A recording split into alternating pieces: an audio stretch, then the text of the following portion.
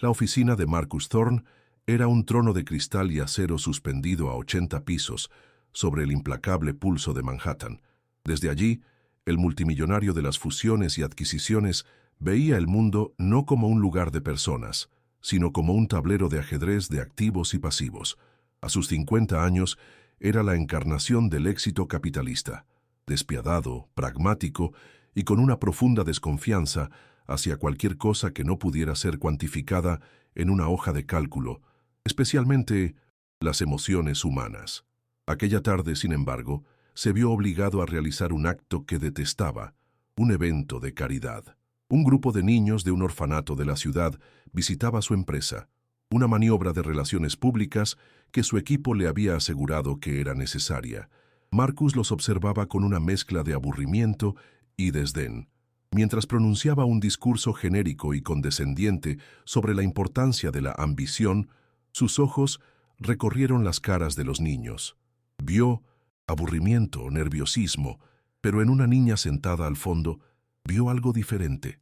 Era pequeña para su edad, con unos ojos grandes y serenos que parecían contener una sabiduría ancestral. Se llamaba Eva. Cuando Marcus, en un intento de terminar rápidamente, preguntó si alguno de ellos tenía algún talento especial, fue ella quien habló. Su voz era apenas un susurro, pero cortó el aire cargado de formalidad. «Yo sé hablar 9 idiomas», dijo. Un murmullo de risas ahogadas recorrió la sala de juntas.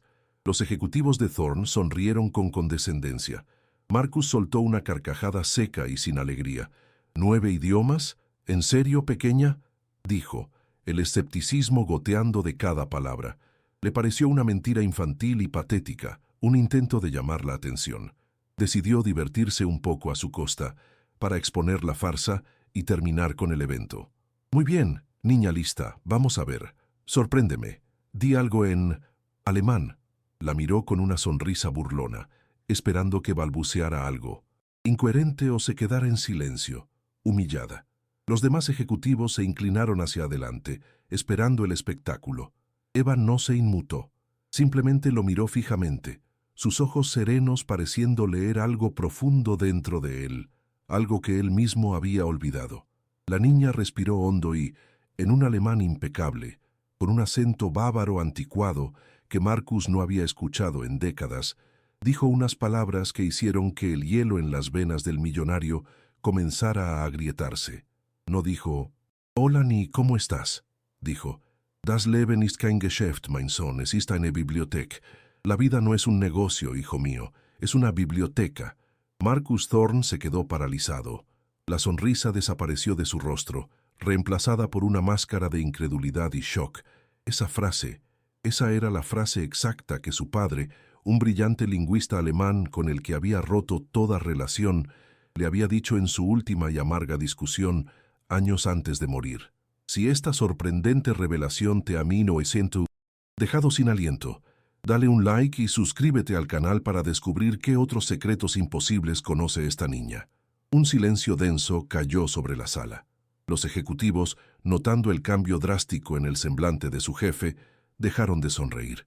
Marcus miró a la niña, su mente luchando por encontrar una explicación lógica. Era una coincidencia, tenía que serlo. Quizás había leído la frase en alguna parte. Intentando recuperar el control, la desafió de nuevo, su voz ahora más dura, más agresiva. «Impresionante», dijo con sarcasmo. «Veamos si tienes la misma suerte con el ruso». Eva ni siquiera parpadeó. Respondió al instante en un ruso fluido y melancólico, con el mismo tono sentencioso que su padre usaba al dar lecciones. «Ne pozvolai cifram ukraсть tvoju dushu», dijo. «No dejes que los números te roben el alma». Otra daga directa al corazón culpable de Marcus, otra de las frases insignia de su padre. El aire en la oficina se volvió pesado, casi irrespirable. Marcus sentía que el suelo se abría bajo sus pies. Esto ya no era una coincidencia. Se levantó de su silla, su imponente figura proyectando una sombra sobre la pequeña niña, pero por primera vez en su vida se sentía diminuto e indefenso. Su cinismo, la armadura que lo había protegido durante décadas, se estaba desintegrando. La desafió una y otra vez. Italiano, japonés, portugués.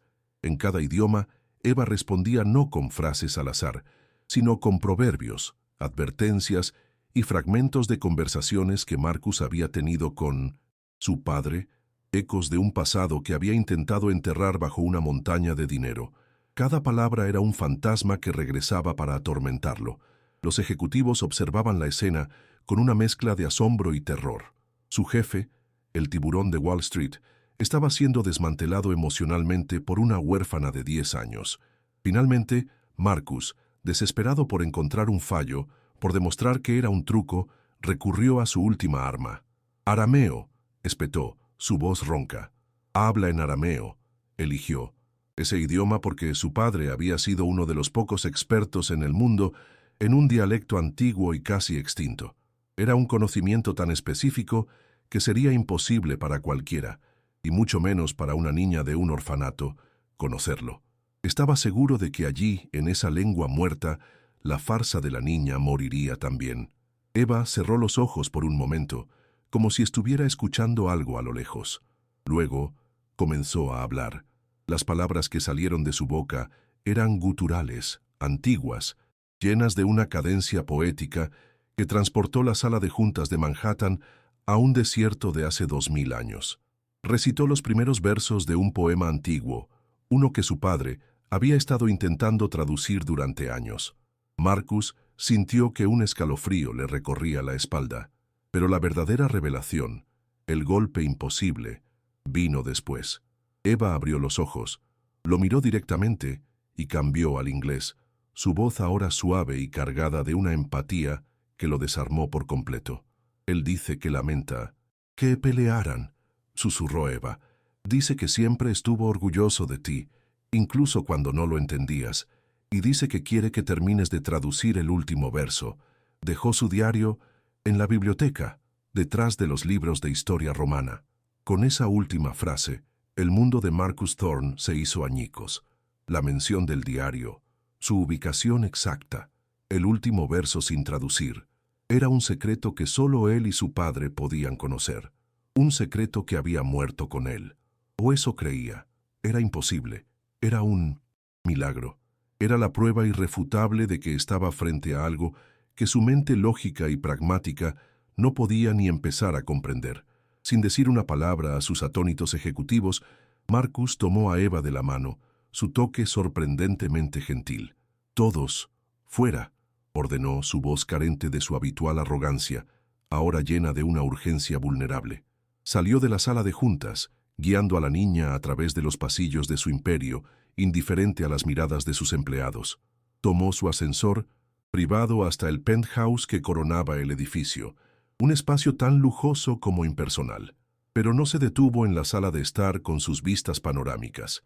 La llevó a una puerta al final de un pasillo, una puerta que no había abierto en casi una década, la biblioteca de su padre. El aire en la habitación era denso y olía a polvo y papel viejo. Era un santuario del conocimiento que Marcus había despreciado, lleno de libros en docenas de idiomas. Siguiendo las palabras de Eva como si fueran un mapa sagrado, se dirigió a la estantería de historia romana. Sus manos, que movían miles de millones de dólares con un solo gesto, temblaban mientras retiraba una fila de pesados volúmenes. Y allí, en el hueco oculto detrás de ellos, estaba un viejo diario de cuero gastado, el diario de su padre.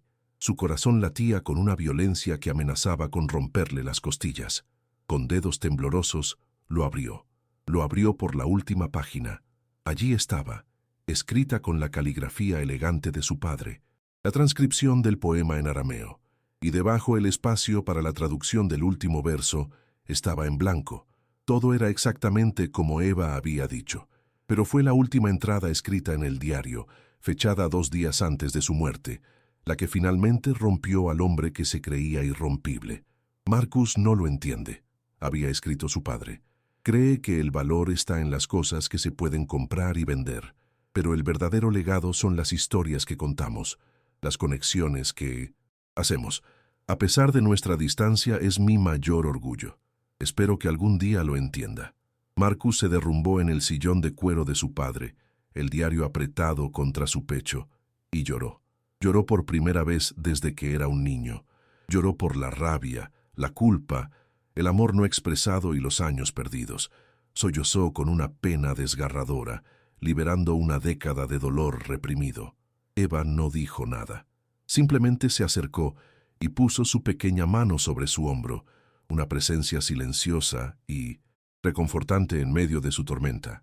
En ese momento, en esa biblioteca polvorienta, el multimillonario Marcus Thorne se dio cuenta de que había sido el hombre más pobre del mundo y que la niña huérfana a su lado poseía una riqueza que él apenas comenzaba a comprender. ¿Te ha conmovido esta increíble historia? Deja un like si crees en las conexiones que van más allá de nuestra comprensión y suscríbete al canal. La transformación de Marcus Thorne no fue gradual, fue sísmica. Al día siguiente, sus abogados iniciaron dos procesos inesperados: la creación de la Fundación Thorne para la Lingüística y el Patrimonio Cultural, con una donación inicial de $500 millones, y los trámites para la adopción de una niña de 10 años llamada Eva. El mundo de los negocios quedó en shock, pero a Marcus ya no le importaba. Había pasado su vida adquiriendo empresas, pero ahora se había embarcado en su adquisición más importante, la de su propia humanidad. Vendió las divisiones más agresivas de su conglomerado y reorientó su imperio hacia proyectos que tuvieran un impacto cultural y educativo positivo. Eva trajo luz y calidez a los fríos espacios del penthouse de Marcus.